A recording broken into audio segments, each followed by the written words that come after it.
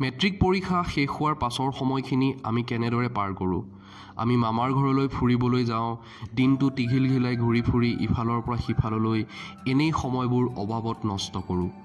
কিন্তু মেট্ৰিক পৰীক্ষা শেষ কৰাৰ পাছত এজন কৈশোৰে এনেদৰে ভাবিছিল যে তাৰ পাছৰ দিনবিলাক বৰ মুকলি মুকলি লাগিছিল। ঘৰুৱা কামখিনিৰ বাহিৰে কৰিবলৈ একোৱেই নাই। একো নাই? কিয় হ'ব? উলিয়াই ল'লেই কাম ওলায়। ঠিক কৰিলোঁ এখন কিতাপ লিখোঁ।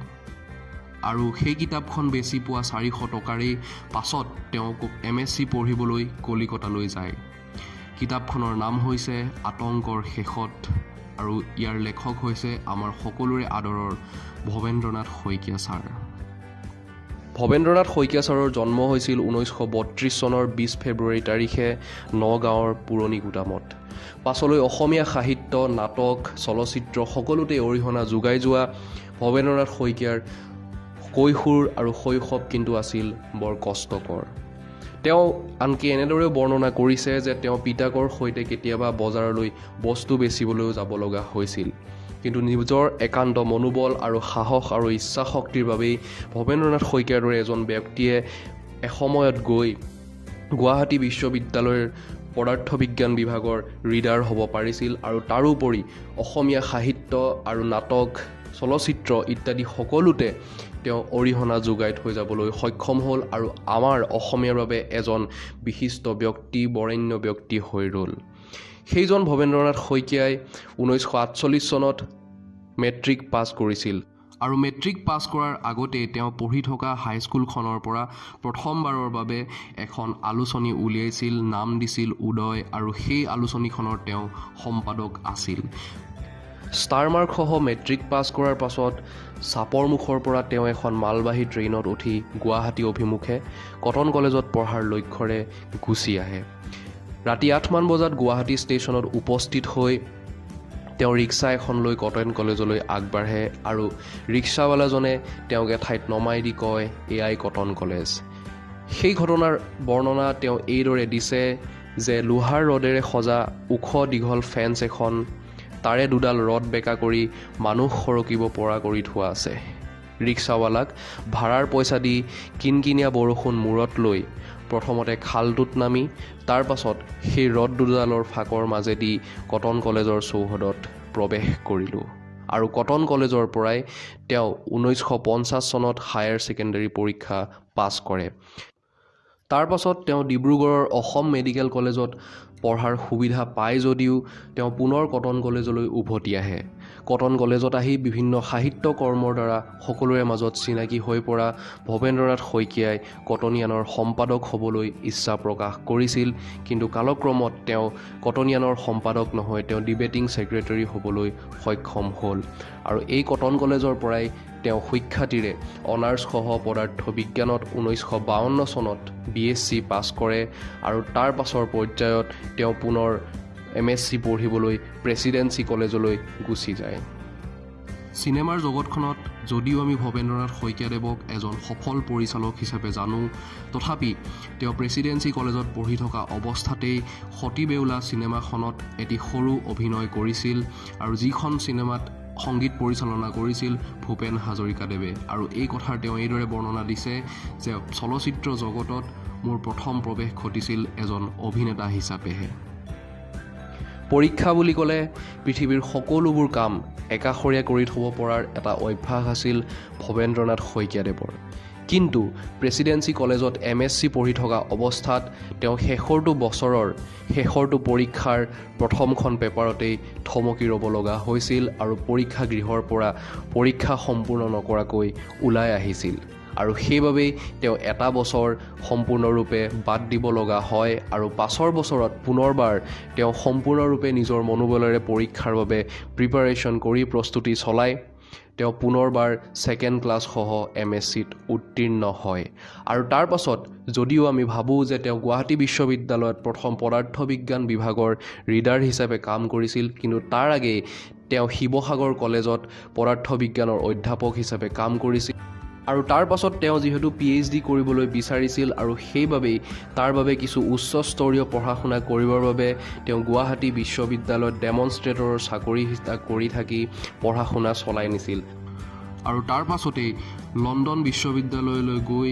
তেওঁ the structure aggregation and melting of metal and other films condensed from vapour এই থেচিছখনৰ দ্বাৰা তেওঁ PhD সম্পূৰ্ণ কৰিছিল আৰু তাৰ পাছত তাৰ লগতে imperial college of science and টেকন'লজিৰ পৰা তেওঁ এটি ডিপ্ল'মা ডিগ্ৰীও পাইছিল ইয়াৰ উপৰিও তেওঁ চিনেমেটোগ্ৰাফী এই বিষয়টোত আচলতে গৱেষণা কৰিবলৈ বিচাৰিছিল কিন্তু লণ্ডনলৈ গৈ পোৱাৰ আগতেই এই বিষয়টো সাল সলনি কৰি দিয়াৰ বাবেই তেওঁ পদাৰ্থ বিজ্ঞানৰ উক্ত বিষয়টিত তেওঁ গৱেষণা সম্পূৰ্ণ কৰে আৰু ডক্টৰেট ডিগ্ৰী লাভ কৰে আৰু তাৰ পাছৰ পৰাই তেওঁ গুৱাহাটী বিশ্ববিদ্যালয়ত পদাৰ্থ বিজ্ঞান বিভাগৰ ৰিডাৰ হিচাপেও যোগদান কৰে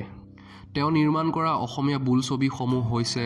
সন্ধ্যাৰাগ অনিৰ্বাণ অগ্নিস্নান কোলাহল সাৰথি আৱৰ্তন আৰু ইতিহাস উল্লেখযোগ্য যে এই গোটেইকেইখন চিনেমাই ৰজত কমল বঁটা পাবলৈ সক্ষম হৈছিল আৰু তাৰ লগতে তেওঁ এখন হিন্দী বোলছবিও নিৰ্মাণ কৰিছিল যাৰ নাম হৈছে কাল সন্ধ্যা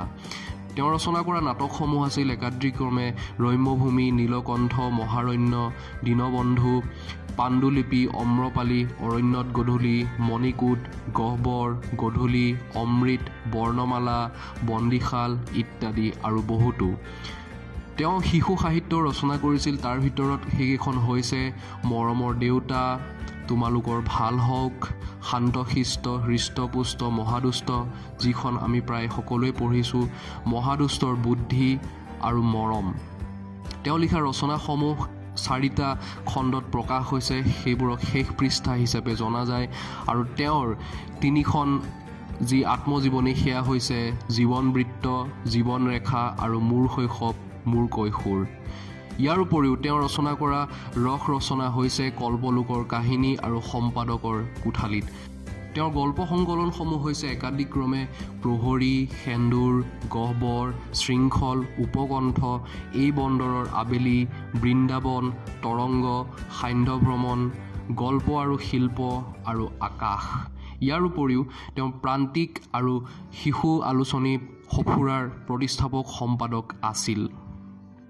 উল্লেখযোগ্য যে শ্ৰীমন্ত শংকৰদেৱ কলাক্ষেত্ৰ স্থাপনৰ প্ৰস্তাৱ দিয়াৰ লগতে ইয়াৰ নিৰ্মাণ কাৰ্যটো সম্পূৰ্ণৰূপে ভৱেন্দ্ৰনাথ শইকীয়াই সহায় কৰিছিল আৰু শ্ৰীমন্ত শংকৰদেৱ কলাক্ষেত্ৰ স্থাপন কৰোৱাইছিল তাৰোপৰি তেওঁ সংগীত নাটক একাডেমীৰো এক্সিকিউটিভ মেম্বাৰ হিচাপে কাম কৰিছিল এজন ব্যক্তি আৰু ইমানবোৰ কৃতিকৰ্ম গোটেইবোৰ ক'বলৈ গ'লে ইয়াত হাতী মাৰি ভুৰুকাত ভৰোৱাৰ দৰে হ'ব আৰু এইজন ব্যক্তিয়ে 1973 চনত অসম প্ৰকাশন পৰিষদৰ বঁটা 1976 চনত সাহিত্য একাডেমী বঁটা 1990 চনত অসম উপত্যকা বঁটা 1998 চনত শ্ৰীমন্ত শংকৰদেৱ বঁটা আৰু 2001 চনত পদ্মশ্ৰী বঁটা পাবলৈ সক্ষম হৈছিল সাহিত্য নাটক বোলছবি শিশু সাহিত্য প্ৰায় সকলোবোৰ দিশতেই কাম কৰি যোৱা অৱদান আগবঢ়াই যোৱা এইজন ব্যক্তিয়ে 2003 চনৰ 13 আগষ্ট তাৰিখে পৰলোকলৈ গমন কৰে এই ভিডিঅ'টি প্ৰস্তুত কৰোঁতে মই তেওঁৰ জীৱন বৃত্ত আত্মজীৱনীখনৰ সহায় ল'লোঁ আৰু তাৰোপৰি আপোনালোকে মোৰ শৈশৱ মোৰ কৈশোৰ আৰু জীৱন ৰেখা এই 3খন কিতাপৰ পৰা তেওঁৰ জীৱনৰ সমূহ বৃত্তান্ত আপোনালোকে লাভ কৰিবলৈ সক্ষম হ'ব ভৱেন্দ্ৰনাথ শইকীয়াৰ জীৱনৰ পৰা আমি কি 3টা কথা শিকিব পাৰিম প্ৰথম কথা পভাৰ্টি কেন নেভাৰ বি এন অবষ্টিকল তেওঁ নিজেই বৰ্ণনা কৰিছে যে তেওঁ শৈশৱ কিমান কষ্টেৰে পাৰ কৰিছিল তেওঁ কৈশোৰ কালটো কিমান কষ্টেৰে পাৰ কৰিছিল কিন্তু তাৰ পাছতো তেওঁ ভৱেন্দ্ৰনাথ শইকীয়াই গৈ ইমানবোৰ অৱদান আগবঢ়াই যাবলৈ সক্ষম হ'ল আৰু তেওঁ গুৱাহাটী বিশ্ববিদ্যালয়ৰ ৰিডাৰো হ'বলৈ পাৰিছিল গতিকে তেনে এজন ব্যক্তি যি কেৱল মনোবল আৰু অধ্যাৱসায়ৰ বাবে জীৱনত আগবাঢ়ি যাব পাৰিছে গতিকে তেওঁৰ পৰা আমি ক'ব পাৰোঁ তেওঁৰ পৰা আমি শিকিব পাৰোঁ যে দৰিদ্ৰতা কেতিয়াও জীৱনৰ বাটত বাধা হ'ব নোৱাৰে দ্বিতীয় কথাটো হৈছে ডোন্ট ৱেষ্ট ইউৰ টাইম তেওঁ মেট্ৰিক দিয়াৰ পাছত যেতিয়া এনেই আছিল সেই সময়খিনিত তেওঁ আতংকৰ শেষত লিখি উলিয়াইছিল গতিকে তেওঁ তেতিয়া কৈছিল যে কামৰনো কি বিচাৰি ল'লেই কাম ওলায় আৰু কাম কৰাৰ সেই মানসিকতাৰ বাবে তেওঁৰ জীৱনটোত ইমানবোৰ কাম কৰি যাবলৈ সক্ষম হৈছে যিখিনি এই ভিডিঅ'টিত সৰু ভিডিঅ'টিত বৰ্ণনা কৰিবলৈ মই অপাৰগ তাৰোপৰি তৃতীয় কথাটো হৈছে get ready to fight back তেওঁ প্ৰেচিডেন্সি কলেজত থকা সময়ৰ কথা মনত পেলাওক তেওঁৰ শেষৰটো বছৰত শেষৰটো পৰীক্ষাৰ প্ৰথমখন পেপাৰ তেওঁ সম্পূৰ্ণ নকৰাকৈ ওলাই আহিছিল আৰু এটা বছৰ তেওঁ ৰৈ যাবলগীয়া হৈছিল কিন্তু তাৰ পাছতো তেওঁ ফাইট বেক কৰিলে তেওঁ আকৌ পাছ কৰি আগবাঢ়ি গ'ল তাৰ পাছতো তেওঁ PhD কৰিলে আৰু পদাৰ্থ বিজ্ঞানৰ এজন ৰিডাৰ হৈ গুৱাহাটী বিশ্ববিদ্যালয়ত কাম কৰিলে এইজন মনীষীলৈ এইজন বৰেণ্য ব্যক্তিলৈ আমাৰ তৰফৰ পৰা গভীৰ শ্ৰদ্ধাঞ্জলি আৰু তেওঁৰ জন্মদিনত তেওঁক আজি শ্ৰদ্ধাৰে সোঁৱৰিছোঁ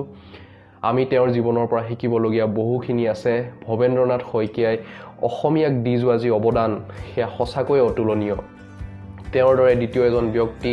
হয়তো আৰু অসমত আমি কেতিয়াও নাপাম যি কি নহওক ভিডিঅ'টি চাই যদি ভাল পালে তেতিয়াহ'লে আপুনি শ্বেয়াৰ কৰিবলৈ নাপাহৰিব